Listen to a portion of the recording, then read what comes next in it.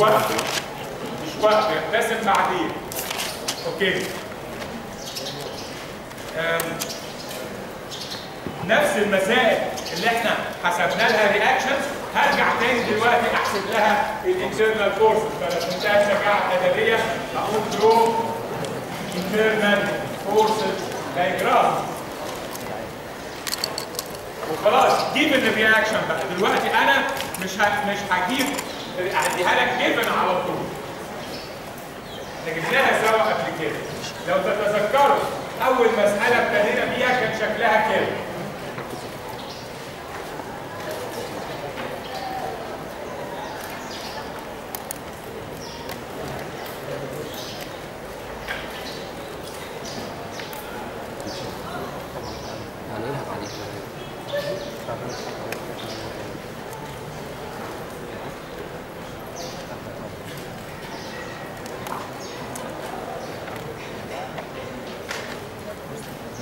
جبنا رياكشن سيجما اي حاجه بقى، يعني ممكن احط اي لود هنا. انا مش فاكر حطيت كام، بس مش هتفرق معايا. 7 طن انا جيت كنت حطيت 5 طن مش فارقه معايا.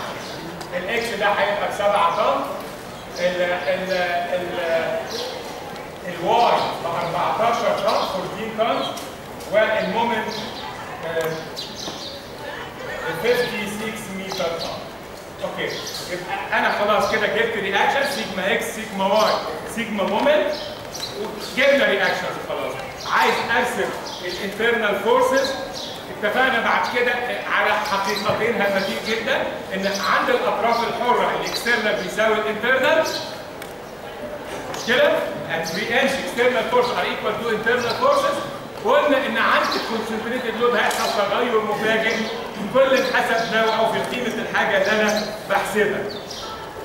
ودي الحاجات اللي بتخليني احسب عندها داتا. انا لما بحسب دايما بحسب في بدايه ونهايه اي كاميرا، بحسب ان جنرال عند كل تغير في شكل الحمل.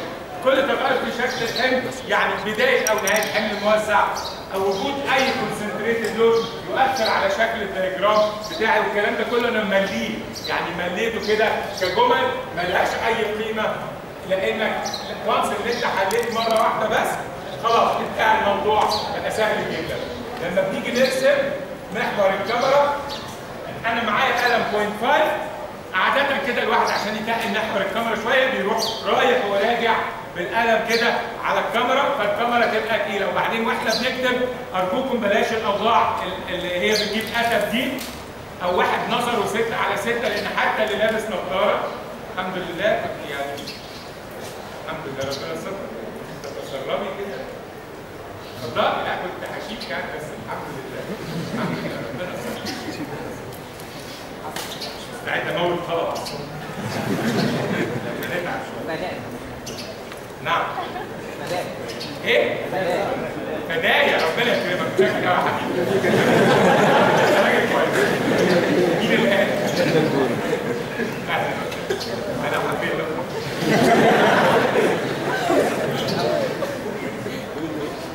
كده واحد ضربين 3 عليك كده برضه يرفع المعنويات. تمام. لو سمحتوا اتعودوا تقعدوا قاعده كويسه وانتوا بتذاكروا وانتوا بتحلوا. القعده الصح ان انا اقعد ظهري قائم، وان انا وانا بكتب كده مش بحط وشي في الورق. الكلام ده كله بطلوه لانها كلها عادات سيئه، وللاسف زي ما قلنا الاهالي للاسف بيشتغلوا كتير فمش فاضيين، سوري في الكلمه يعني، مش فاضيين للتربيه، خليها كلمه عامه كده. من ضمن الحاجات لازم الواحد يتعلم يقعد صح، لانك انت ظهرك ده بعد فتره هيموت، رقبتك هيحصل لها تشوه. ادم ده برضه انك بتبقى بطيء جدا، يعني وانس انك بتكبس بجسمك على ايدك. ومعظم الناس لما بيجي يكتب بيقرب قوي من الورقه بظهره، اوريدي هو حبس نفسه خلاص. يجي يشتغل بالمسطره، انا بشوف ناس بيعملوا كده، تحس ان يعني ممكن يا عم ربنا موسعها اهو، اطلع كده وخد الخط كده. عمري قبل ما اعمل نفس الخط كده وهيبقى طبعا دي نقطه مهمه جدا، اللي هو القعده الصح هتخليك ترسم اسرع. في ناس فاكرين ان الفري هاند اسرع من المسطره، ابسولوتلي نو. انت هتاخد الخط هيطلع منك معوج، وتيجي ترسم الرسم مش هتطلع حلوه وهتضطر تمسح او تشخبط او تعمل، وبالتالي لا يسنك انت ده غير انه غير مسموح بغير ذلك. المسطره اسرع، المسطره اسرع وانت بترسم. تمام خلاص انا عندي ده طرف حر عليه 7 طن كومبريشن، لو كنت ركزت شويه كنت خليتها تنشن، هنزل 7 طن بمقياس رسم مناسب اللي يعجبك. مفيش حاجه بتقابلني، مفيش لغايه في الاخر ما قفل معايا 7. اتفقنا ان اي بعد هو عمودي بهشر خفيف وبكتب الناقص واكتب ال7 طن. كده دايجرام محدش يقدر يقول لك ناقصه حاجه، عليه اشاره، عليه تهشير ومرسوم بسكيل مناسب وزي الفل، محدش يقدر يقول لك هنقصك عليه. اوكي انا من اول ما ابص على المساله دي عارف كويس قوي ان في كونسنتريتد مومنت على بعد 3 متر من الاول، يبقى انا عارف ان الفرق بين المومنت يمين والمومنت شمال هيطلع 8 متر طن. يبقى انا لازم عارف ان انا هحسب مومنت يمين وشمال النقطه، يبقى لازم اقسم الحمل الموزع يمين وشمال النقطه 2 في 3 ب6 طن و2 في 3 ب6 طن. صحيح الكونسنتريتد مومنت ملوش تاثير على شكل الشيت فورس دايجرام لانه كونسنتريتد مومنت، ولكن انا عارف ان هضطر احسب مومنت يمين او شمال النقطه دي، يبقى بالتبعيه دايما بقسم الحمل الموزع ما بين اي حملين مركزين. والله عايز احصله بعد كده، اذا كان مش فارق مش هخسر حاجه، لكن هخسر كتير قوي لو كان لازم يتقسم وانا ما قسمتوش، هتطلع الحسابات غلط. شكل الشير ايه؟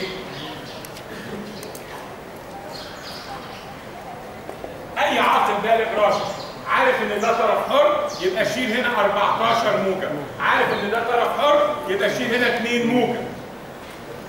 الموجب نتفق عليها بعدين، اتفقنا عليها قبلين ونتفق عليها بعدين، يعني مش عايزك تبقى حافظ دلوقتي، لكن الموضوع سهل قوي. شمال وطالع موجب يبقى اكيد يمين وطالع سالب، يبقى يمين ونازل موجب يعني، انما ما علينا. وطالما ان مفيش اي كونسنتريتد لود من اول الكاميرا لاخرها، يبقى الشير هيطلع له قيمه واحده، خط ميله W2. بس قلنا في طريقه كده بنقولها للناس عشان يمشوا جنب الحيط. ازاي؟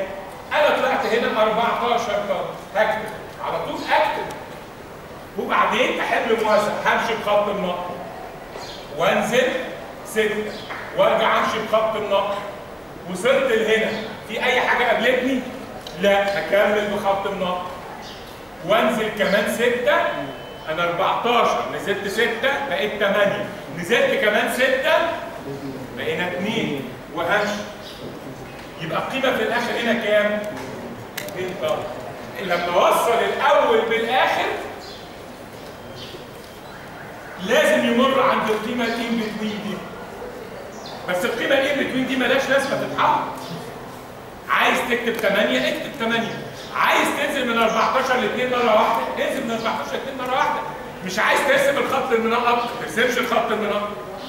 انما في الاخر عايز شكل الشير 14 في الاول 2 في الاخر، بينهم خط مستقيم واحد من الاول للاخر، سواء بقى رسمت خط النقط او ما رسمتش خط النقط. انا عارف ان من اول نقطه لاخر نقطه مفيش كونسنتريتد لود، يبقى انا عندي خط ميله دبليو بناء على العلاقه اللي احنا استنتجناها امبارح.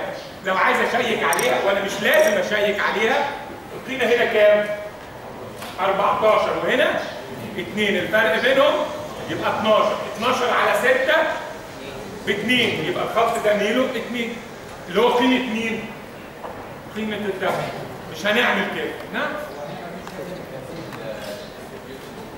انا قلت بس انت من الناس اللي بيحبوا يتاكدوا، وانا ما بحبش ده. ما دام انت معلومه واثق منها ثق في نفسك. لازم تاخد قرار وتثق في نفسك، انت راجل بتفهم واحنا عارفين بعض. كذا مره سالتني وانا عارف انك بتفكر ومركز. مفيش داعي لما تبقى حاجه واثق منها تتاكد منها. خلي عندك ثقه في نفسك وخيش وما تقلقش. حاجه تمام. وبعدين بنهشر تكشيرتين كده ذره من الرماد في العيون زي ما انا بقول دايما، هو حاطين اشاره موجبه. طب المومنت واضح تماما ان في 56 متر طن لفوق، يعني ديل السهم لفوق، يعني انا هرسم فوق، ما تجيش بقى اروح راسم الكاميرا لازقه فوق. طب انا في الاخر هاجي ارسم المومنت مش هيتوقع. يبقى الناس اللي عارفه شغلها عارفه كويس قوي ده في 56 هاخدهم ايه؟ 5.6 سم، يعني رقم كبير. يبقى لازم اعمل حسابي ان لما هرسم الكاميرا هرسمها ايه؟ وسايب مسافه كبيره عشان اعرف ارسم المومنت. انا عارف هرسمها 5.6 بسيب لي بتاع 7 سم كده بين الاثنين. هو ده اللي فاهم شغل، هو ده اللي عارف شغل، اللي هو مش يرسم والرسمه تخش في بعضها بعدين يقول اوبس ده دخلت في بعضها. طب معاك انا عارف ان انا هنا هطلع 14، يبقى لازم اكون سايب مسافه كافيه بين الرسمتين عشان لما اطلع 14 ما الاقيش نفسي دخلت في الرسمه الثانيه وامسك واضيع وقت او اتوقع او اسيبها ان هي ب 60 ميله. كل الحالات هو ركب بدون اي لازمه. يبقى انا عندي هنا في 56 متر طن ديل السهم الاعلى، يعني الشد الاعلى، يبقى غصب عني وعنك هنرسم الاعلى مش بمزاج ولا بمزاج. طيب والمومنت اكيد عند النقطه اللي انا كنت مسميها بي وانا بجيب الرياكشن، المومنت اكيد بصفر، طرف حر ما عندوش كونسنتريتد مومنت، يبقى المومنت على الناحيه الثانيه بكام؟ بصفر.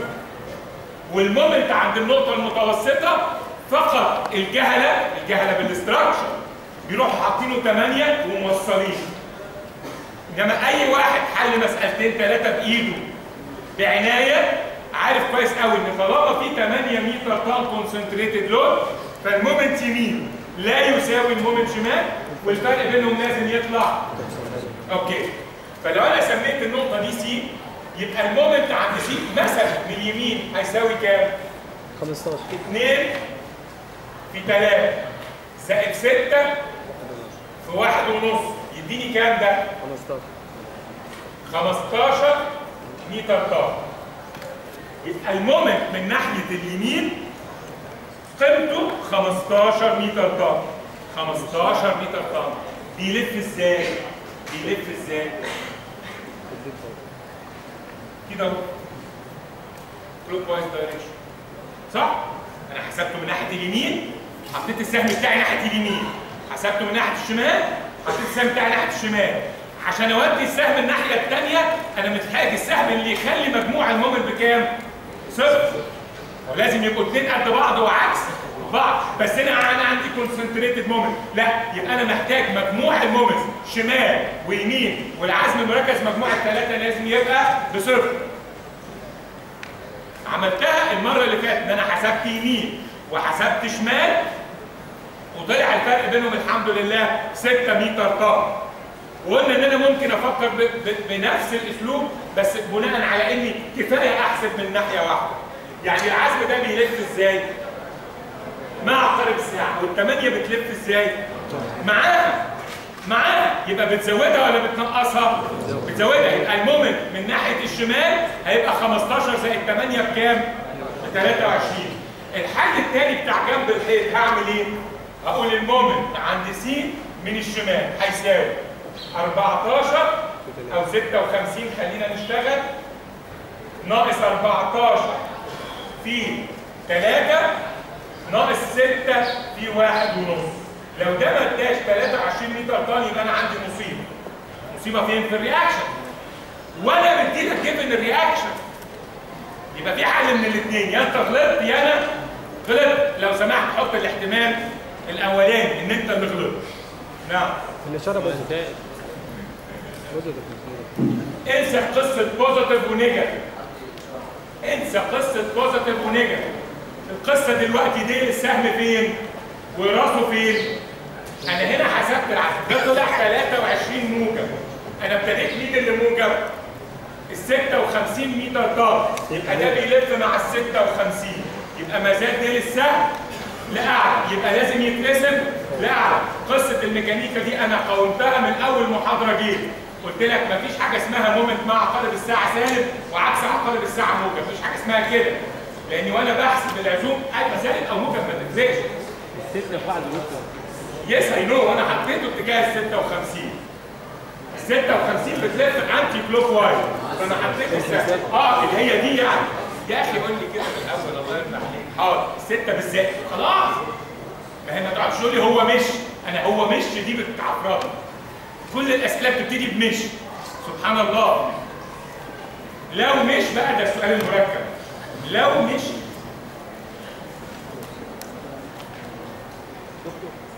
نعم يا طارق. بيلدينج مومنت هيتبان 23 ناقص 15 هيدي الكونسنتريتد مومنت. يس. بس هيديك الاتجاه بتاع 23 صح؟ او المفروض مجموع المومنت عند نقطه سين الشكل كله بكام؟ هاي انت قلت مش انا اللي قلت ولا هم اللي قالوا؟ مين اللي قال؟ كلنا صح؟ تمام. بصوا كده ركز معايا شويه صغيرين قوي. من الشمال الام سي ليفت ب 23 ومن اليمين الام سي رايت ب 15 وكمان عندي اكسترنال مومنت. خدتوا كام يا معلم؟ 7. يبقى المجموع كام؟ 15 ومعاها 8 يبقى 23 كلوك وايز، ومن الناحيه الثانيه في 23 انتي كلوك وايز، يبقى سيجما مومنت الشكل كله بكام؟ صح؟ طبعا في 8 متر طن مع 23 ما اختلفناش، بس في كمان 8 متر طن عكسهم، يبقى مجموع المومنت بكام للشكل كله؟ هو ده الفيصل في الاخر.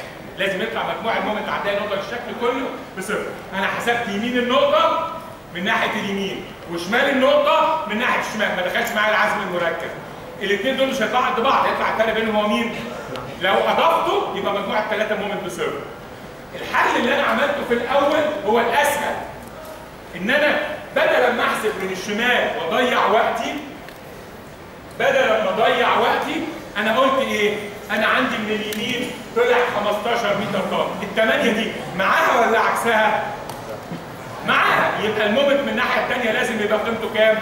23. انا كده حسبت من ناحيه واتكلت على الله واعتمدت على ان مجموع الثلاثه مومنت صفر، حسبت الناحيه الثانيه. يبقى انا هنا كده عندي من الشمال القيمه 23 متر طن، هوصلها بالشمال. ودايما عشان كده بقول للناس احسب وقع وصل، احسب وقع وصل. القيمه من اليمين 15، يبقى دي 15 متر طن، وفي الاخر كان المومنت بكام؟ بصفر. بس انا ما حبيتش ازعلكم. انا لو انا بحل كنت ال 15 وصلتها بالصفر وخلصت، وبعدين احسب ال 23 وصلت. يبقى انا عند نقطه سي من ناحيه الشمال المومنت 23 وصلته بال 56 ناحيه الشمال، ومن ناحيه اليمين المومنت 15 وصلته بالصفر ناحيه اليمين. هاي ليه وصلت بخط منقط؟ لان انا عارف ان في حمل موزع، لان انا عارف ان انا هجمع بياني، ان في جرافيكال سوليوشن بعمل سوبر بوزيشن، بعمل ادنج للبارابولا. يعني بتخيل ان انا برسم الاول من غير البارابولا وانا عارف ان انا هوصل بكده.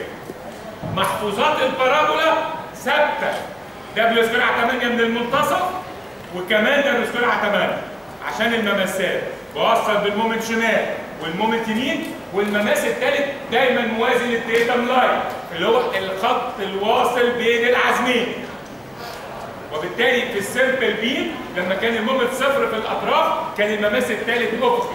بعد كده لو انت عايز تطمن على ميل المماسات تحت امرك ما عنديش مشكله، لكن لازم تبقى فاهم ان المماسات دي هتطلع صح، وامبارح اثبتناها عشان تطمئن. استنيت كملت، ما انا استنيت كملت، هو ده اللي بيحصل بالظبط. هستنى عليك وانت هتتكلم بعد دقيقتين بالظبط، واحد تاني هيصدم، واحد تالت، واحد رابع، هتبص تلاقي المحاضره بقت سوق.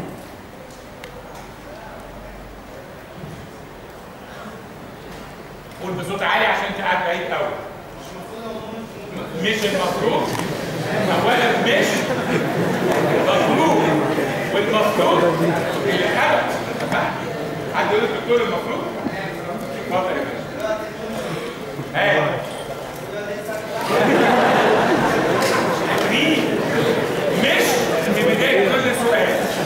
والمفروض كل جمله بتقولوها تحطوا فيها كلمه المفروض. مش من حقي. انا الوحيد اللي بفرض كده. احنا حسبناها سوا. حسبنا وشفنا من ناحيه يمين المومنت كان بيلف ازاي، فعرفنا ان هو كلوك وايز، فعرفنا ان الديل فوق يعني التنشن سايد فوق. خلاص حسبناها، وانا جيت كده قلت لك هو الديل فوق واعلى ما تخيلك اركبه. لسه بقول اهو والله، بس انت مش سامعني. ما انا هقول تاني. لا وحسبناها بتلف كلوك وايز دايركشن. انا برضو يعني انت يعني شايفني برضو ده انا حلو قوي. عدويه مش احسن مني يعني، مش كده برضو؟ لا والله مش رياضه بس، لا والله مش رياضه بس. انا بفهم بسرعه جدا، انتوا عارفين ان انا ذكي جدا طبعا. ده موضوع.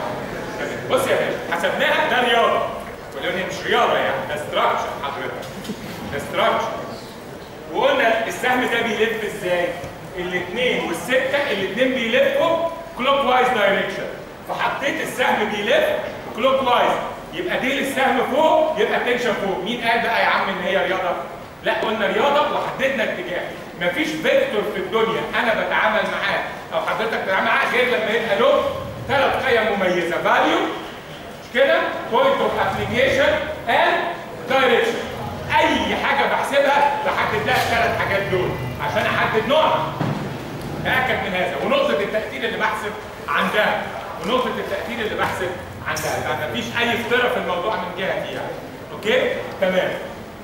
اهو لو انا اتكلمت كده اهو المومنت هنا 15 متر طن، اوصل لخط النقط، وبعدين الحته دي طولها كام؟ 3 متر، يبقى 1.5 متر و1.5 متر. هنزل قصاد ال1.5 اهو عمودي على محور المنشأ، هبتدي اقيس. القيمه دي كام يا معلم؟ دبليو ب2. الحته دي طولها كام؟ 3 سكوير على 8. يوم يطلع ده ب4. كام؟ 9 في 2 يطلع بكام ده؟ كام؟ 4.5. هو 2 في 3 سكوير على 8 2 وربع. جبنا ربع مش مشكله.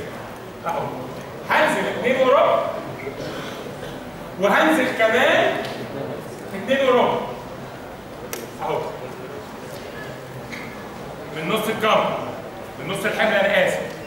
عمودي على محور المنشأ، بدايه القياس من خط المناطق اللي هو الداتا لاين الجديد بتاعي. هنزل دبليو ال بتاع الحته بتاعتي ال سكوير على 8، وهرجع تاني انزل مماس شمال مماس يمين، والمماس الثالث موازي للداتا لاين. ادي 3 مماسات، وارسم المنحنى اللي بيمر بالثلاث نقط دول صفر، والنقطه المتوسطه وال15 وبيمس الثلاث مماسات دول. تاني عشان الحبايب هنا كانت صغيره قوي، فانا كبرتها شويه عشان تشوفوها، ومش هرسم الكيرف هنا، هرسمه هنا. هنزل 2 وربع وكمان 2 وربع، واروح مشاور كده وكاتب 2 وربع متر. بوصل بالمومنت شمال والمومنت يمين، والمماس الثالث موازي لخط المناطق، وهرسم المنحنى اللي بيمس الثلاث مماسات. هيطلع تقريبا قريب جدا من المماسات، يعني شبه منطبق على المماسات، لانه مهما انت كبرت ال 56 ال2 وربع هيبقى رقم صغير، بس مش مشكله. في الساعه دي مش مطلوب دقه عاليه قوي في رسم المماسات، هترسمها وهتبقى المنظر كده مش واضح قوي، بس اللي بيعلم لك عارف انك رسمت مماسات. تاني عشان الحبايب، انا باجي عند نص المسافه عمودي على محور المنشأ، بس بدايه القياس من خط المناطق. هنزل ده بسرعه 8 بنفس الظروف، فبالتالي هي نفس القيمه، وكمان ده بسرعه 8. وبعدين هوصل مومنت شمال ومومنت يمين، والمماس الثالث موازي لخط المناطق، وهرسم المنحنى اللي بيمس الثلاث. التهشير الدنيا ضلمه اساسا، فهعمل تهشيره كده في الاول وتهشيره في الاخر، كله فوق المحور، واحط له اشاره سالب. طبعا نعم. طب بص هنا اهو، انا نزلت ده سرعه 8 كام سرعه 8 نزلت وبعدين هرسم المنحنى اللي بيمثل 3 ممسات اهو وبيعدي بالثلاث نقط والتهشير بيبقى بين المنحنى دايما ومحور النقط. يبقى ده اشاره سهله والثاني هيتكرر المساله الجايه هيتكرر ده هيتكرر.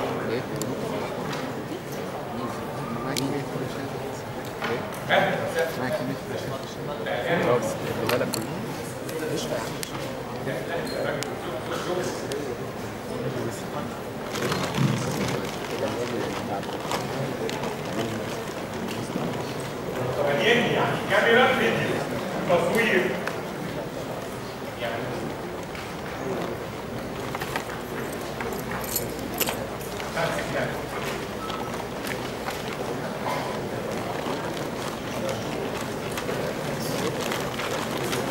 نفس المسألة دي خدناها رياكشن وأتمنى إن أنتوا تفضلوا دردشة مع بعض.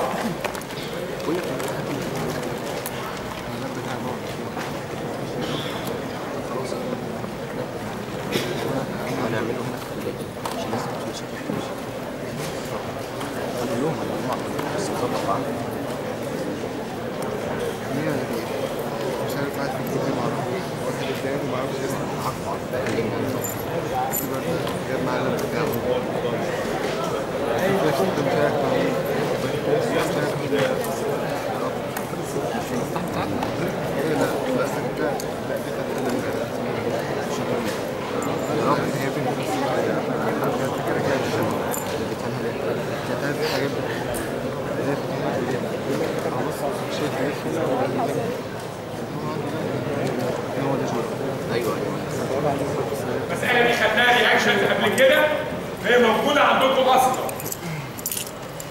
سيجما اكس، سيجما مومنت عند الايه، سيجما مومنت عند البي، خلاص جبنا رياكشنز وشيكنا. خلصت الليلة. طيب هاي أول ما بشوف مسألة كده اوكي على طول انا عارف ان الحمل الموزع ده لازم يتقسم ما بين كل حاجه. يبقى عندي 4 في 4 ب 16 طن و4 في 2 ب 8 طن. اللي فيكم هيبص على مسائل الاكشنز اللي عملتها قبل كده كنت بحرص ان ما احطش القيم متقسمه ابدا على الرسم، وكنت وانا بحسب الرياكشن بقول 4 في 6 ده الحمل الموزع، لان لو انا حطيت الاحمال على المساله لازم احطها متقسمه، لان انا هحتاجها بعد كده متقسمه، هرد ثانيه واحده هرجع.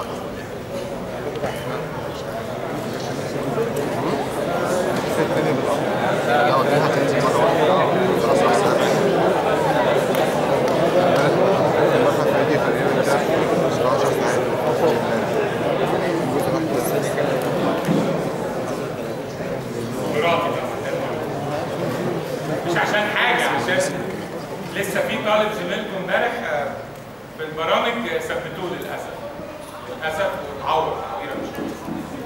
فاحنا ما زلنا برضه في هبل في الشوارع يعني. انا بس بقول عشان تنكير يعني التنكير بتقف فين؟ التنكير هو طبعا كسر الازاز الوراني للعربيه